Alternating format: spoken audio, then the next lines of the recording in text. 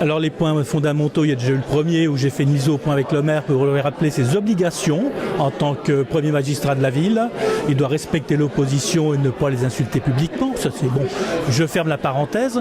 Dans les autres points, c'était plutôt lié aux finances. On s'aperçoit que déjà cette année, on a du mal à boucler le budget puisqu'on est obligé de baisser les investissements sous couvert de retard dans les livraisons, de travaux en cours. Donc on repousse un petit peu, on commence à surfer sur la vague. Et puis il y a un point sur le PLU, mais ça je crois que les Vélisiens vont s'intéresser de près au sujet et ils vont découvrir les nouveautés, puisqu'il y a quand même quelques mesurettes par exemple qui font une petite machine arrière sur les constructions, par exemple la rehausse des bâtiments, mais il va y avoir un certain nombre de nouveaux bâtiments qui vont être créés principalement et majoritairement dans le quartier Est et qui va recouvrir une surface particulièrement importante dans l'actuelle zone d'emploi qui va se transformer en zone urbaine.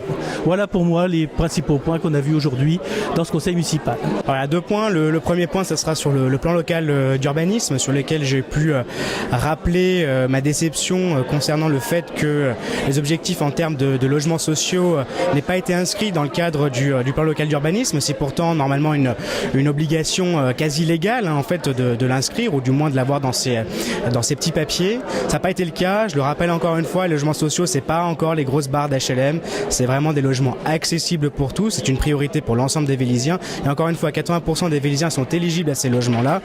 Et comme je l'ai dit lors du conseil, avoir un logement accessible, c'est pas une lubie, c'est vraiment un bien de première nécessité. C'est le premier point. Et le deuxième point, ça concerne toujours le logement d'une manière assez générale, concernant la CEMIV et le vol dont a été victime la CEMIV au début du mois de septembre, donc 100 000 € pour rappel. Effectivement, on a eu le fin mot de l'histoire. Il s'agissait en fait de 100 000 € stockés qui concernaient 2 mois de loyer d'été, quasiment, qui ont été dérobés en fait au début du mois. Donc des mesures ont été prises de sécurité et de gestion en interdisant, le maire a interdit du coup le paiement des loyers en espèces pour éviter qu'un tel vol ne se reproduise. Alors je salue cette décision. On s'étonnera quand même du fait qu'une telle somme ait été gardée pendant 2 mois en coffre, en liquide et n'ait pas été placée en banque auparavant. Il y a 2 points fondamentaux. Le premier, c'est le PLU, puisque là, ça fait 2 ans qu'on en parle. Là, après, on a terminé toute la démarche de consultation, aussi bien avec les autorités qu'avec la population et qu'avec tous les acteurs en fait qui étaient concernés. Donc là, ça a été voté, le PLU a été voté. Maintenant, c'est ce qui va nous permettre de rentrer en enquête publique pour pouvoir avoir des nouvelles règles qui protègent le Vélizy auquel on tient, et puis notamment les zones pavillonnaires, puisque on a remis la rue du Breguet, en fait les chalets Breguet, la rue des chalets, dans le quartier pavillonnaire, puisqu'en fait c'était devenu dans une zone collective et notre volonté c'est plutôt de garder ce patrimoine. Donc là, les Véliziens peuvent être rassurés, ils pourront conserver le Vélizy qu'ils souhaitent et pour lequel ils sont restés où ils sont venus.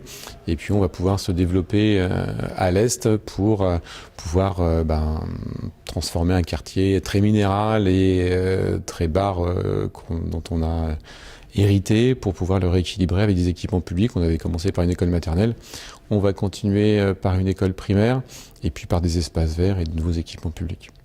Et le deuxième point, c'est Louvois qui avance et qui va, normalement, j'espère, pouvoir faire partie des 100 quartiers, éco-quartiers de la région, et parce qu'en fait, on l'a totalement développé dans cet esprit.